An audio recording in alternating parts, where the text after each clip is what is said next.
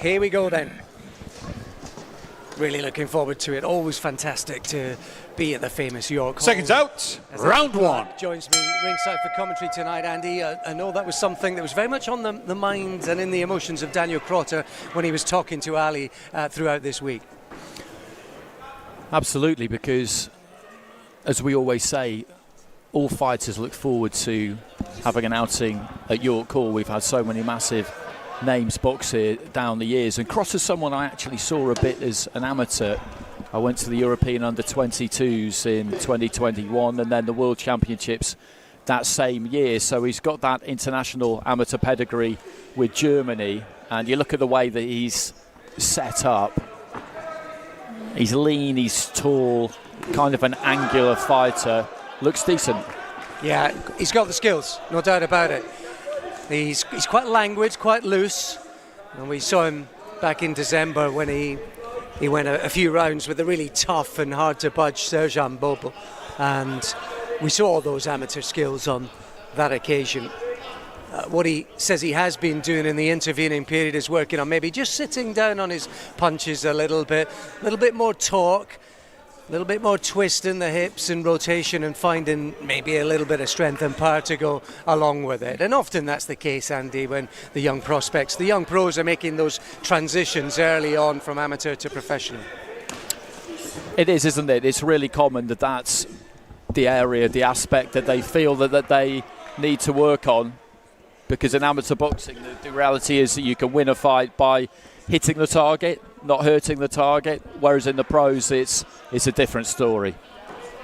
Good start. He's clipped Rotter a couple of times. We are in the East End, the old East End headline writers. We'll be hoping that Krotter isn't upset by a Rotter. But heavy favourite coming into this one. And what his corner will be hoping is exactly how he goes about it and the developments that he's starting to make.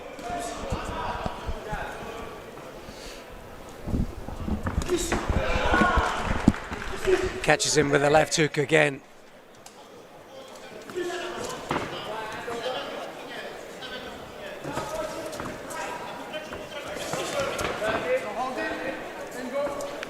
And I suppose for Rotter himself coming into this one, having to deal with the anguish, pain, psychological disappointment of being stopped last time. It's not to be underestimated, that. I think it would be tricky, whatever level of the sport that you're at. When you've been stopped, it's going to put question marks in your mind. Absolutely, no question. Clipped him there with the left hook and the right hand. Good follow up there. Clever, fast 1-2 there from Krotter. And there he goes. Good start. Bristling first 3 minutes for him.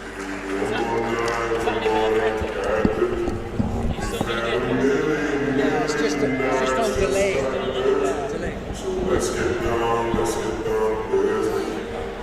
It's just delayed. So just the opening, the start that Krotter and his team would have wanted.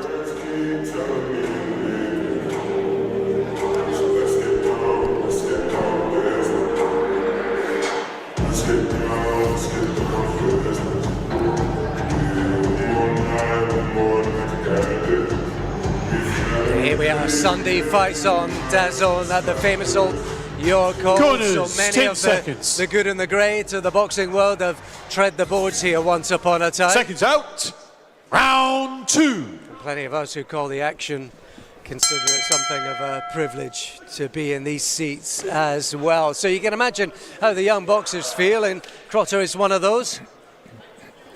Just landed a roundhouse right to get us underway in round two. And just manages to lead off with a left hook there as well. What fighters tell you about York Hall is that the all-round experience is just different. It's hotter in here, for example, than it is at other venues. It just keeps the atmosphere just hovering in this kind of cloud above the ring. And then the dressing rooms are different. If you're on the undercard, you'll be what feels like below ground. But nothing's grand here, is it? Atmospheric, though. And hopefully there's going to be plenty of people here coming in throughout the day. And for the big one, we've got a proper Commonwealth title for you a bit later on. Looking forward to that one. Ursu's been granted his big opportunity against Ethan James. That's top in the card a bit later on.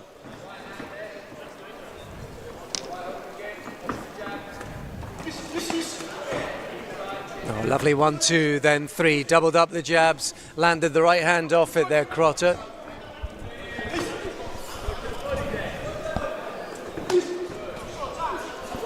That's a very solid sounding body shot as well. Right hand to the body there from Krotter.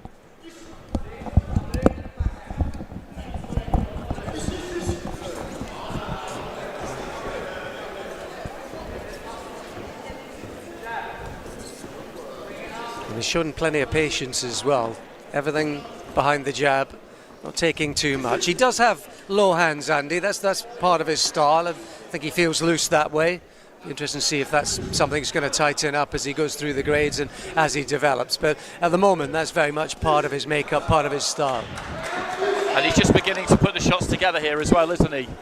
Giving a bit of room and then finding the right uppercut. And Rotter's being quite ambitious here, quite aggressive. And I think this is suiting Krotter because he hit him with some decent punches there, some good variety. And I think he's really warming into this. He does like to lead off with that left hand. And as you say, the right hand is low, so maybe that's something that Krotter could think about, but there's, as we expected, an appreciable gulf between these two in terms of ability.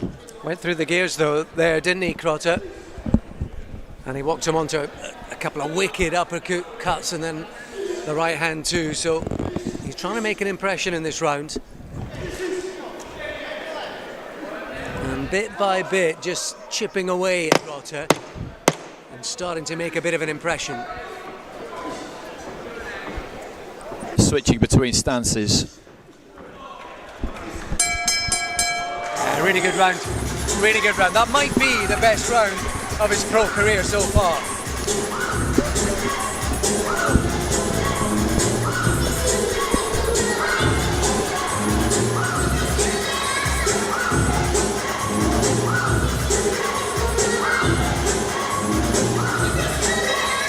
Well, he went 6 last time out with Ambomo, who's, well, you'd have seen Ambomo plenty, Andy, over the years. He's a reliable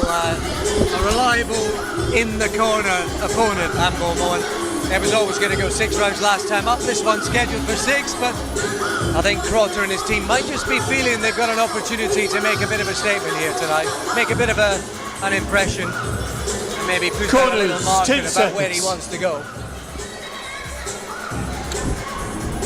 I think so, because this is scheduled for 6, as you say. He did 6 against Ambomo. Ambomo's been a good fighter for a long, long time. Very difficult guy to get out of there, to stop. He's got the skills, the background, the durability he always has had. But I think the signs in that second round were that maybe he can get this done. Big overhand right there, just catches Krotter on the top of the head, but he'll need to keep the tempo high, I think. He doesn't strike you as a big puncher necessarily, Krotter. And Krotter, though, is more than happy to mix it.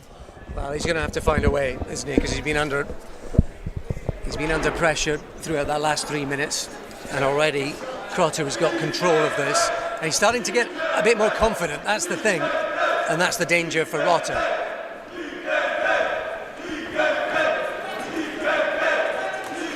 Good use of the jab there from Krotter.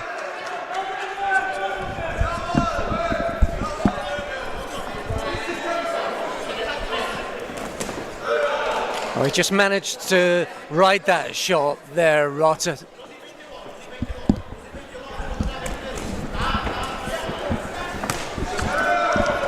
Just dips away to his left-hand side and looks for that big right hand over the top, Krotter, as well as leading off with the left.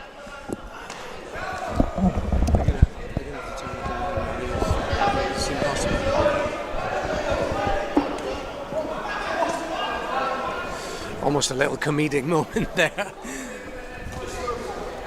where he was just clasping Rotter's hands in his palms, and Eddie clips him again with the right hand.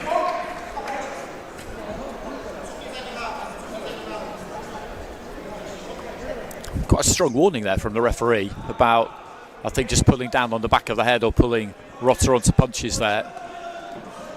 It's a trainee referee we've got here, Rocky Israel, because I could see Mark Bates scoring the... I think he might have hurt him with that little left hook to the body. Just paused there, Krotter. It seemed an innocuous shot, but I think he just hurt him there. He just backed off and paused momentarily. And now he's firing in the uppercut again. That was the punch that worked so well for Tevin Farmer against Zepeda through flashes of a hard fight for him again in the early hours last night. Good shot, oohs and ahs from the balcony, understandably, as he rolled over the right hand, he turned into it. Remember, that used to be one of the great technical skills of Michael Katsidis. He'd almost roll the right hand over, almost turning the knuckles into the shot. No surprise he was such a big puncher as a lightweight in his time.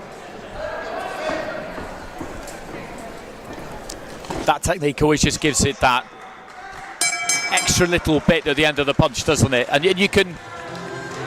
It's funny, for such a kind of fractional movement, it's something you can see really easily when somebody does it. And when they do it effectively, you can tell that it just adds that extra bit. I think things are getting hard now for Krotter. A little shake of the head, and that last right hand, just a wince on his face when he went back to his corner. I think that one hurt him. It might well be the accumulation, but I think that right hand and the left hook to the body earlier in the round, I think Krotter's just starting to get through to him now.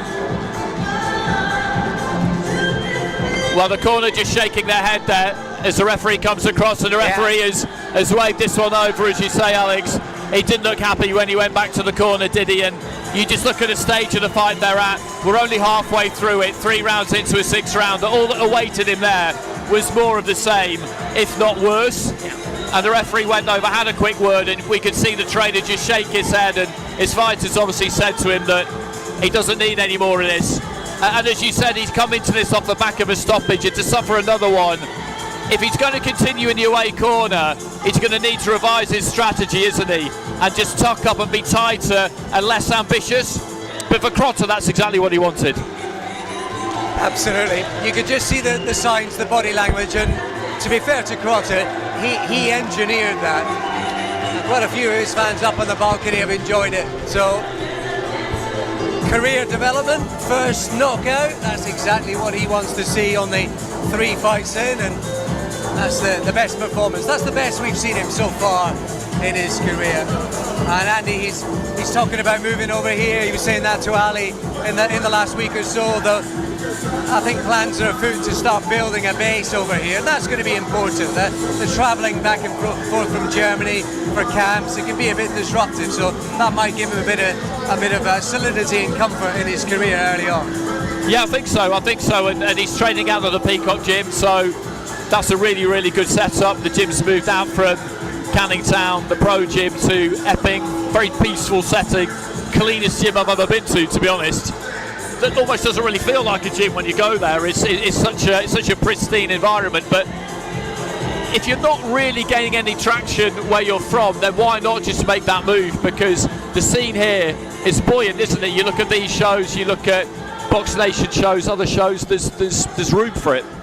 Ladies and gentlemen, at the end of round number 3, referee Rocky Israel accepts the retirement of the red corner, as the red corner was in no position to continue. Therefore, your winner, Deniel Krotter!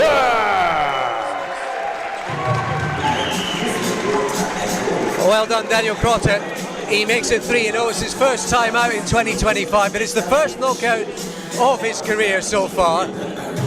And it just whets the appetite about what might be in the offing for him and for us over the next few months. Well, he's got some skills. We mentioned that international amateur background, and you can see that there is some pedigree there. I wouldn't say he's bouncing around up on his toes necessarily, but there is quite a lot of movement. He was looking to try and switch between stances, maybe a little bit too much at times, but there's some physical tools there, and there's definitely some ability as well, so I'd imagine they'll just want to get him back out again as soon as they can. He's loving it. Daniel Krotter punching the air, acknowledging his fans who are high up on the balcony away to our left.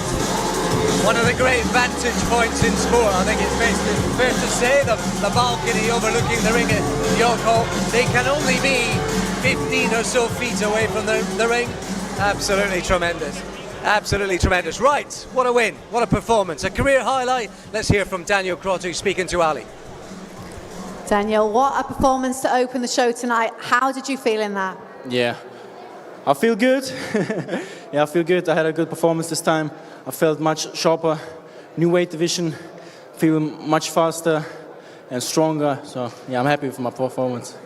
Your first stoppage of your pro career. Do you think it's the new weight that's made the difference? Yeah, my second fight, the last time I fought in UK was middleweight. It's not my weight.